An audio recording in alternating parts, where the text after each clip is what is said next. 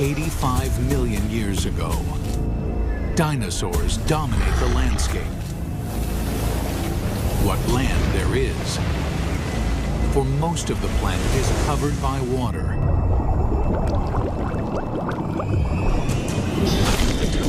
These vast oceans are a cauldron of violence, a world much more dangerous than the land above. This is the brutal world where an ultimate predator is born and bred.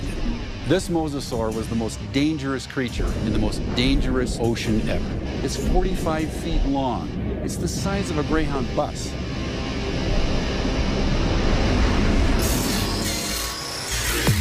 Now a monster is resurrected inside a laboratory,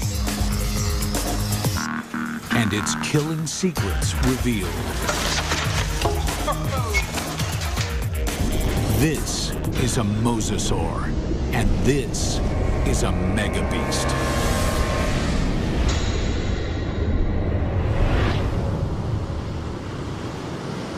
This is mosasaur country. At least it was.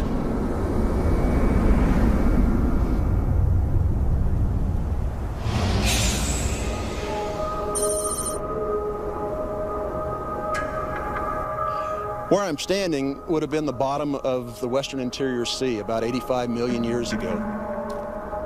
Mike Everhart is one of the world's leading experts on mosasaurs. The horizon would have been ocean for as far as you could see. The seaway stretched for hundreds of miles from where we're standing. At this time, the climate is warmer, so there are no polar ice caps. Sea levels rise until well over 80% of the planet is covered with ocean. The center of North America was covered with water from Nevada to Missouri, from the Gulf of Mexico on up past the Arctic Circle. The floor of this ocean, known today as the Kansas Chalk, was created by billions and billions of nanofossils, the shells of tiny plankton that drifted down and were deposited on the seabed. What we're looking at here is literally hundreds of thousands of years of deposition on the sea bottom of the western interior sea. What we see back here is roughly an inch per 700 years to build up that much chalk. So there's untold billions of these animals there.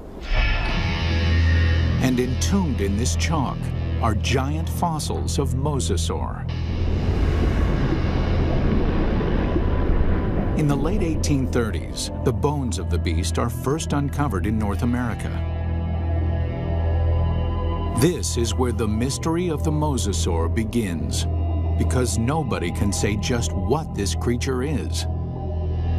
It is a question that first arises when a massive skull is found near the Meuse River in Holland. First guy who looked at it thought it was part of a fossil whale. It was also thought to be the jaws of a crocodile, a giant lizard, and one person even suggested it was a dragon slain by a medieval knight. A French paleontologist described it as a mosasaur, meaning Meuse River reptile. Eventually, the American bones are matched up with the earlier fossil find in Europe and correctly identified as a mosasaur. Over the next 80 years, as scientists begin the serious hunt for dinosaur fossils, a pattern emerges. In every corner of the globe, they find mosasaur bones. This points to one conclusion. No other predator has ever dominated the planet like the mosasaur. This guy weighed 8 tons. It could easily swallow a full-grown human male whole, just like a tater tot. Scientists investigating mosasaurs realized that nothing on Earth could have stopped them. It took a cosmic catastrophe to end their reign.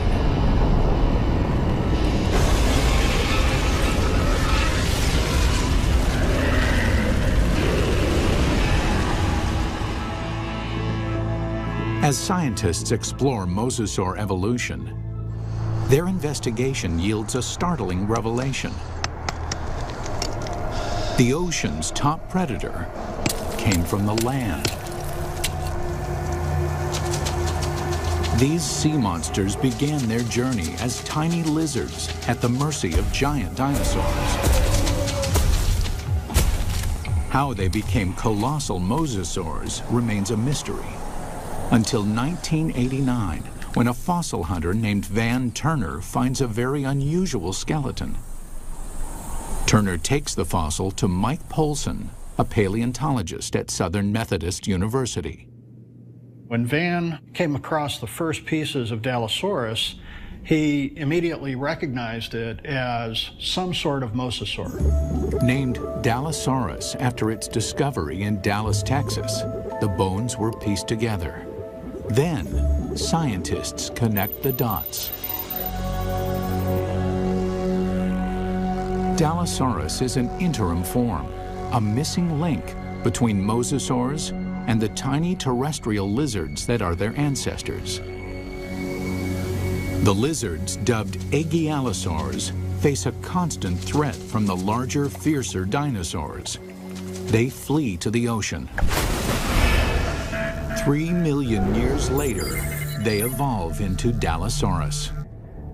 Their toes evolve into webbed feet, so they can no longer function on land. In the span of 6 million years, they grow from a small 3-foot lizard into the giant 50-foot mosasaur. The mosasaur's development demonstrates that even in evolution, timing is everything. Warm temperatures and shallow seas create an abundant food chain in the ocean. This is a perfect environment for animals to take to the water. But these life-giving seas can quickly turn deadly, even for mosasaurs. The competition is everywhere. Everything in the oceans then would have looked very strange to us today. All the fish seemed to have been armed with mouthfuls of teeth. It seemed like everything in that ocean was a predator and just built for killing things. Like Zephactinus, a bony fish that is armed with a mouth full of long, needle-like teeth. The plesiosaurs are marine reptiles and top predators for over 100 million years. They come in 2 lethal varieties. One deals death through speed and agility. The other is a behemoth, so mammoth, nothing dares challenge it. And of course, there are the sharks. These predators were around 100 million years before dinosaurs had ever roamed the earth.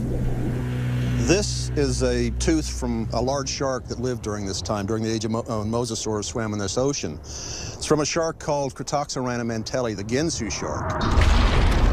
And I called it that specifically because it's sliced and diced.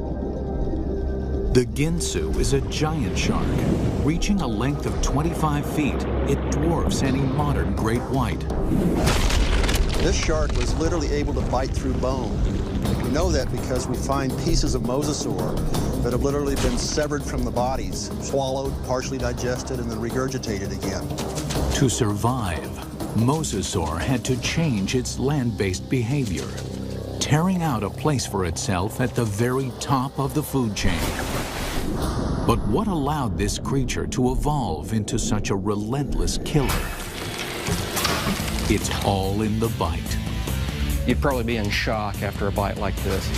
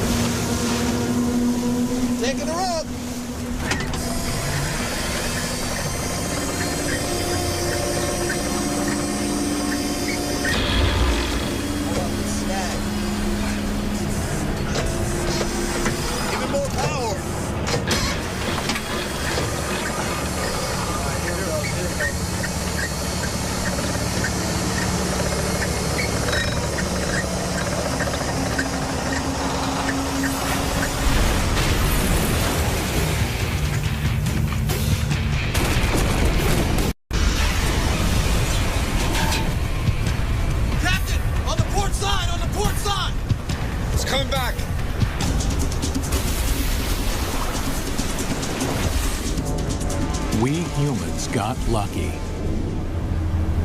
We managed to miss out on the mosasaur.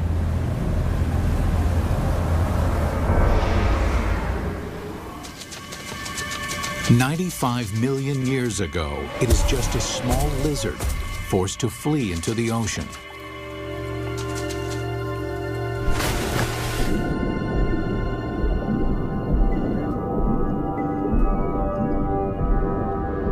Within 6 million years, it grows into one of the most successful predators of all time.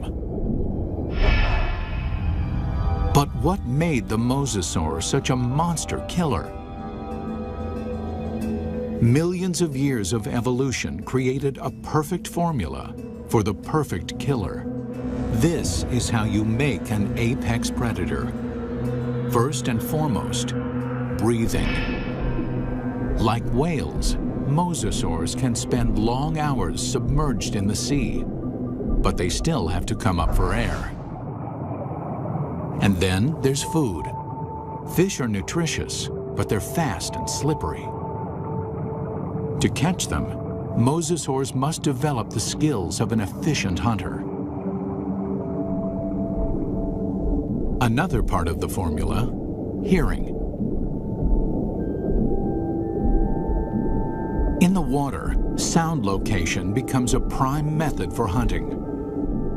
Mosasaurs modify their terrestrial ear into a super amplification system that makes sounds 38 times louder. In his studies of the mosasaur, paleontologist Dr. James Lamb has been able to reconstruct the creature's hearing mechanism. This little piece fits in this pit and moves back and forth. And then this piece fits here, and a small movement in this first piece creates a large movement in this one. So it's a system that's finely tuned for conducting sound through water. Even though sound can lead them to the prey, it's difficult to detect a target if it's in murky water. Here, mosasaur would have the advantage by using the keen sense of smell inherited from its land-based ancestors. A mosasaur like this would have had a tongue that would function exactly like a monitor lizard's tongue. The reason why the tongue is forked is so that the animal can smell in two different directions at the same time. This is smelling in stereo. One more addition to our killing formula. Sonar. The last piece in the puzzle is this set of nerves that run down the side of the upper jaw and especially are concentrated here in the snout. And it's a system for detecting the pressure wave given off by the prey. Mosasaur uses this pressure wave sonar to hunt, much like modern killer whales use echolocation. All these adaptations mean mosasaur has a good chance of locating dinner, but they still have to catch it. And chasing down fast, elusive prey requires jet-like speed. So how does an 8-ton, 50-foot monster propel itself? This alligator has another piece of our formula, a massive tail. Along with crocodiles, gators have a long, flattened tail shape similar to mosasaurs.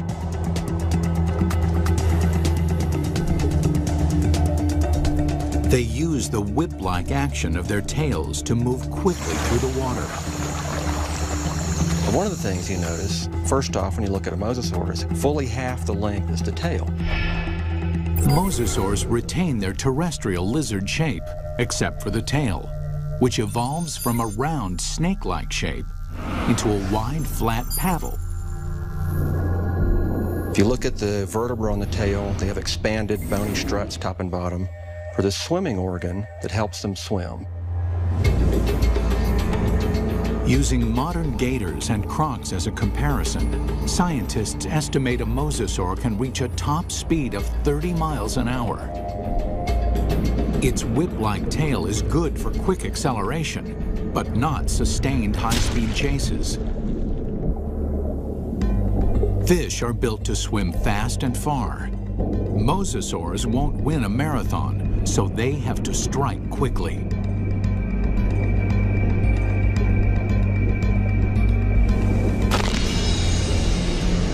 Which means this enormous beast has to somehow hide its 50-foot body and ambush its prey. Imagine that this animal is sitting on the bottom, takes a deep breath, it just waits there for something to swim by, close enough that it can get that sustained burst of speed to go out and catch it. Speed and surprise are two critical elements. But mosasaurs also need agility. That's where the paddles come in. They propel themselves with the tail, they steer with the paddles. These paddles are short and strong, allowing this long lizard to corner on a dime. Like flaps on an airplane wing, the paddles create drag, which makes them turn. For mosasaurs to be successful underwater, there was one land-based trait they absolutely had to jettison: their sensitive inner ear. The inner ear controls a creature's sense of balance. For land-based predators, maintaining balance is critical. If they stumble, their prey escapes.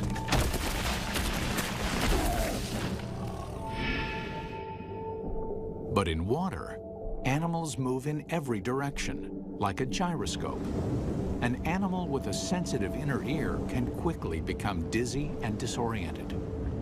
Over the millennia, the mosasaur's inner ear begins to dial down the sensitivity, allowing them to quickly twist and spin with no sickening side effects. These evolutionary refinements created a megabeast. The mosasaur can locate, chase, and catch its prey. But catching is not enough. The mosasaur has to eat. And the way that it eats is something that almost defies imagination. It's a prehistoric creature so vicious, it makes sharks seem cuddly.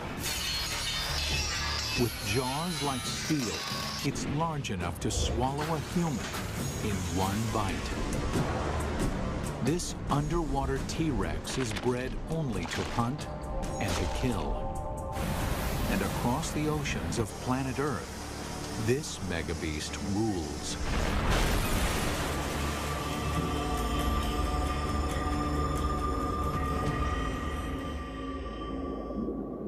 But 95 million years ago, mosasaurs had some serious competition from a familiar denizen of the deep, the shark.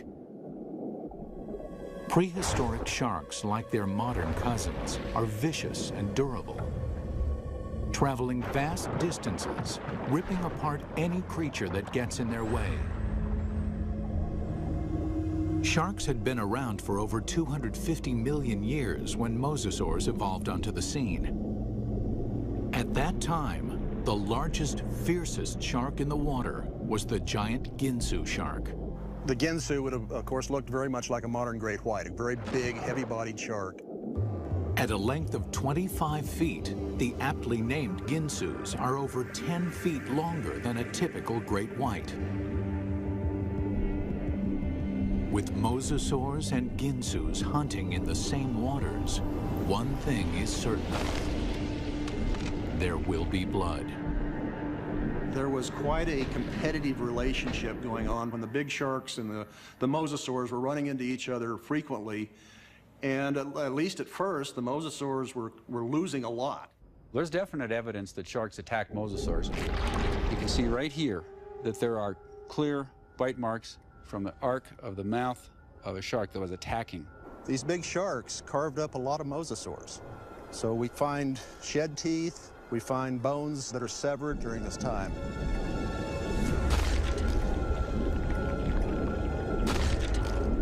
While an adult mosasaur can hold its own against a Ginsu, there are other mosasaurs. Mosasaur couldn't do any of that. So what they've done is to basically make a toothed conveyor belt to help sort of tractor the prey down its throat. You can look at mosasaur fossils, and you can look at modern analogs that have a skull that works in a broadly analogous way. But sometimes building a model tells you something you just can't find out any other way.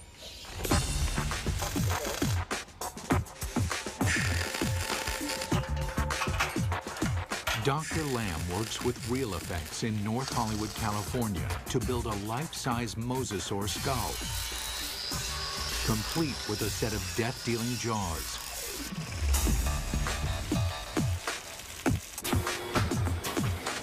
The massive steel jaws are powered by pneumatics instead of muscles and ligaments. Never thought I'd see a steel mosasaur skull, but this is very cool looking. We've got 3 pneumatics. We've got 2 operators to run it, and we've reduced it to 3 basic motions. One set of pneumatics opens and closes the jaws. One set moves it backwards and forwards. And the third set runs the pterygoids in the roof of the mouth. The pterygoids are the terminator teeth. No other ocean predator has them. A second set of teeth running down the roof of the mouth. These are a truly fiendish adaptation. They actually work independently to move the prey backwards in the throat, and also to hold it still, to pin it down as it opens its mouth for the next bite. Now we see how these jaws worked in deadly concert. The bite, the ratcheting jaw, the terminator teeth. Test 1. Find out what the mosasaur's first bite would do to any creature unlucky enough to get on the wrong end of these teeth. Mosasaurs had a really big bite. So we've got a piece of foam that would be about the same size as an 8 or 9 foot long shark, or maybe part of the neck of a long-necked plesiosaur. We're going to put it sideways in this mosasaur model's mouth and just see exactly what would have happened.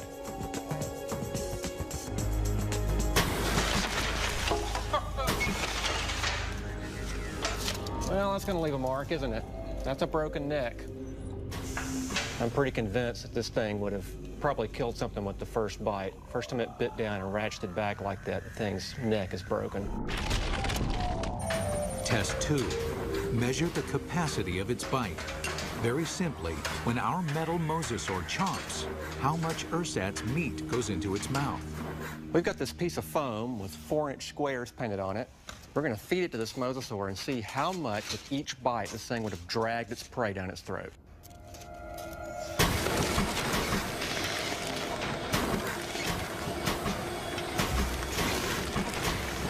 In one bite, our mosasaur easily consumes 4 feet of flesh. That means this mosasaur could eat a 20-foot animal in 5 bites. Or an adult human in a single gulp. It's not just the size of the bite. Inside the mouth, the teeth are virtual meat hooks. Dr. Lamb demonstrates with a hunk of ballistics gel, which is similar in consistency to human flesh. If you put a piece of meat in the mouth, it can't move out because the tips of the teeth grab it like a fish hook. So we're just going to see if we can put this up here on these teeth. You can't come out this way because you're caught on these teeth. The only way you can really go is further into the mouth, which is really not the direction you want to be going. And let's just see what happens here.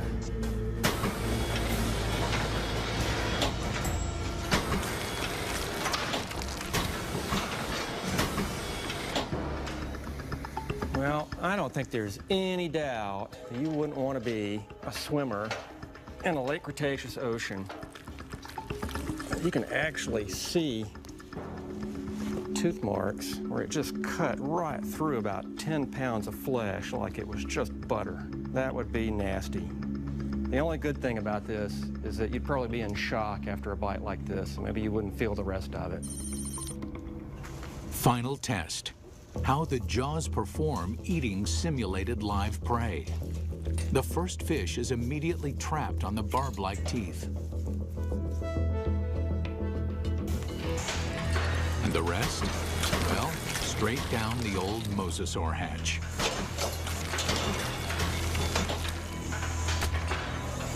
In 20 seconds, our captive mosasaur can eat 500 pounds of fish.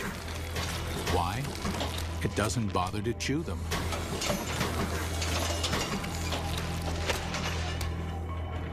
There's a rapidly vanishing cloud of red and a few scales, and that's all that's left of it. For dessert, they test an item that mosasaur never had the opportunity to eat.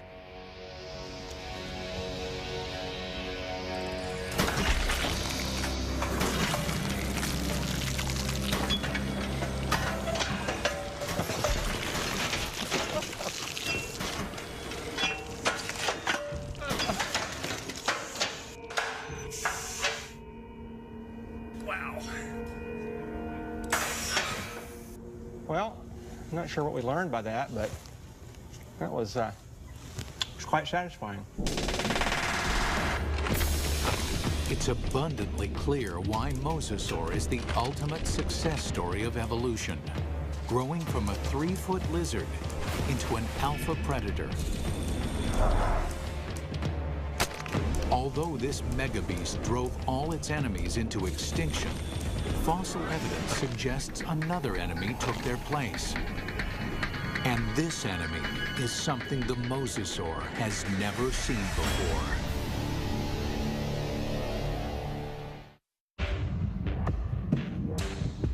From its humble beginnings as a 3-foot lizard, the mosasaur evolved into the most dominant megabeast the world has ever seen. Nothing in the ocean can kill it, let alone live with it. But the threat may have come from another direction. What we're looking at here is what I would like to call a paleo crime scene. It's a very old cold case file. Scientists studying mosasaur fossils find evidence of attacks on these giant reptiles. There's a healed bite mark here, this raised ridge. There's a second puncture wound here with this lip of reactive healed bone around it. There are 2 marks up here on the top of the skull, and it probably killed the animal fairly quickly. What animal is vicious enough to attack the deadliest creature in the sea? And we can measure the distance between those bites, and we can marry it up with the jaw of another larger mosasaur, and the teeth fit perfectly into those holes. It makes perfect sense. The only thing mosasaur had to fear may have been mosasaur itself. Experts think that mosasaurs engaged in snout wrestling or face biting to establish dominance. We see really analogous behavior in modern saltwater crocs. Almost always the males, and they're defending a breeding or feeding territory.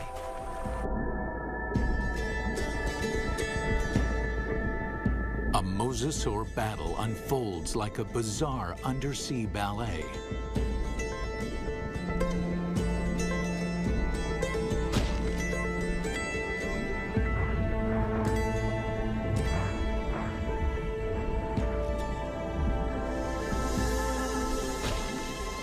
When one establishes dominance, the other gives up and swims away.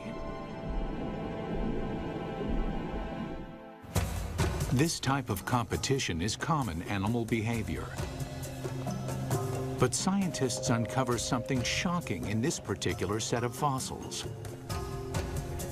Evidence that suggests not simple predation, but something close to murder.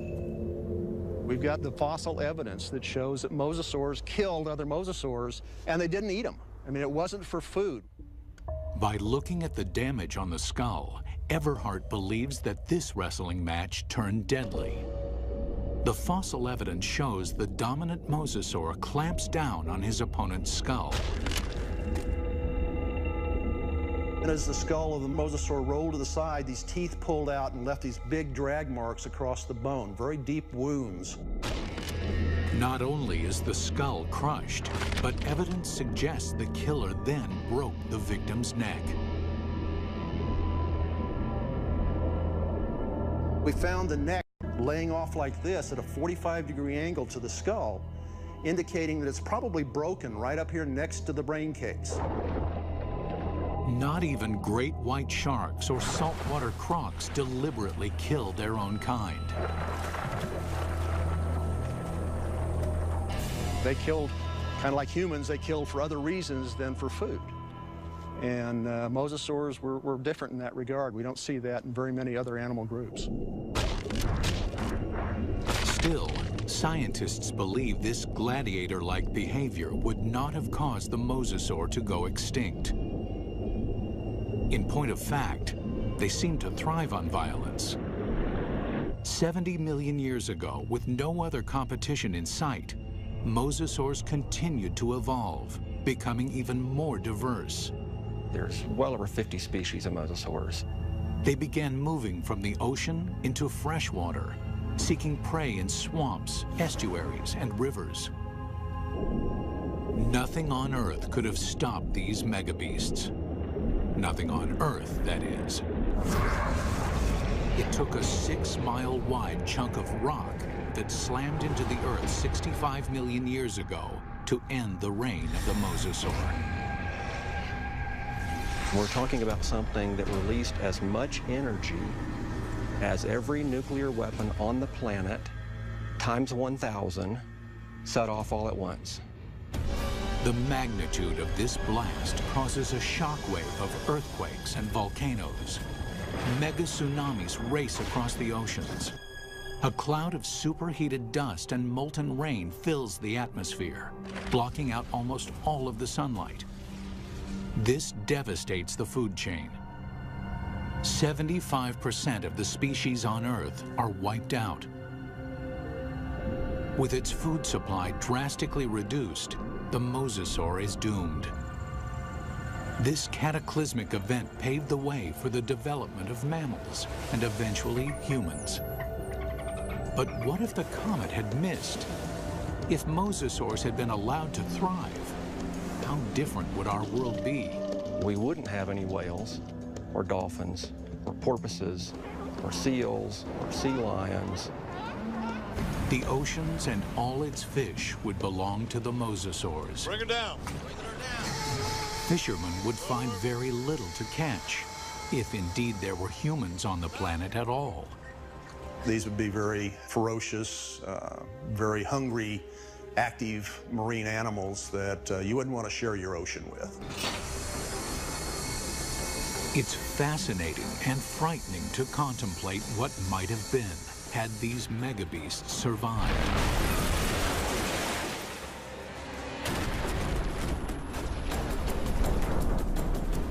The oceans of the world patrolled by these giant killing machines, 50 feet long, with jaws the size of T-Rex. Always hungry, always waiting, just offshore.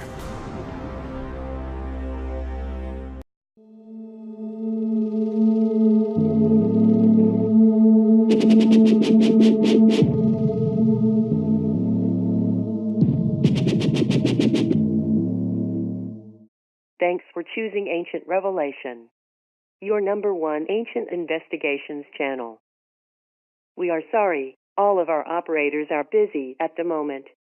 Please subscribe and we will get back to you as soon as possible. Thank you.